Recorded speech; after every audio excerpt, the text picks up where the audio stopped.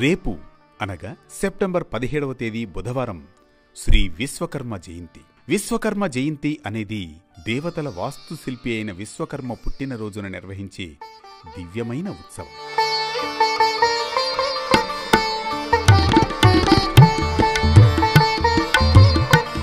మన పురాణాల ప్రకారం విశ్వకర్మ స్వయంభూ, లోకానికి సృష్టికర్త. సృష్టి తొలినాళ్ల నుంచి సుప్రసిద్ధ శిల్పకారులు 5 ఉన్నారు. వీరు విశ్వకర్మకు జన్మించారు. కమ్మరి, ఇనుము పని, సూత్రకారుడు వడ్రంగి, కొయ్య పని, కాంస్యకారి రాగి, కంచు, ఇత్తడి పని, స్థపతి శిల్పి, రాతి పని, స్వర్ణకారి బంగారు పని. విరాట్ విశ్వకర్మ భగవానుడు 5 ముఖములు కలవాడు. విరాట్ విశ్వకర్మ యొక్క పంచముఖాల నుండి మను, త్వష్ట, శిల్పి, విశ్వజ్ఞ బ్రహ్మలు ఉద్భవించారు.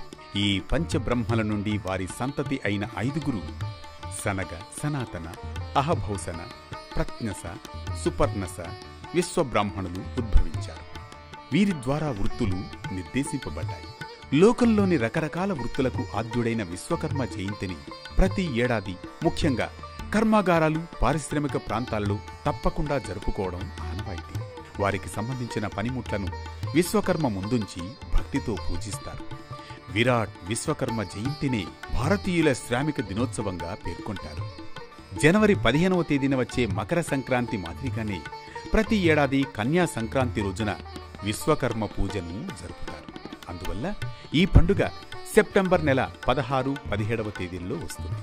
ఇందులో భాగంగా రేపు అనగా సెప్టెంబర్ 17వ తేదీన శ్రీ విశ్వకర్మ జయంతి జరుపుకోనున్నాం.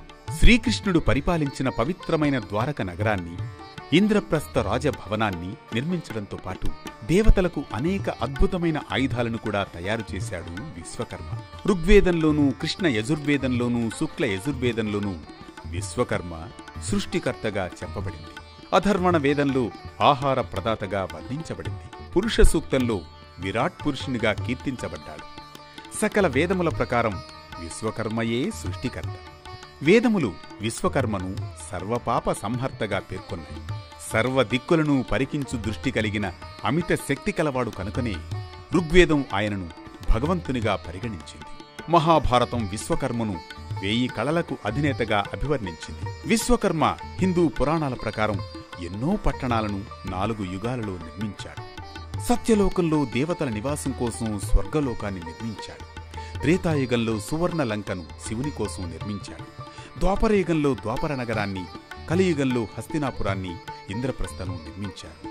విశ్వకర్మ జయంతి నాడు వ్యాపారాన్ని ప్రారంభించడం శుభప్రదంగా పరిగణించబడుతుంది. ఇది శ్రీ విశ్వకర్మ జయంతిలోని పరమార్థం.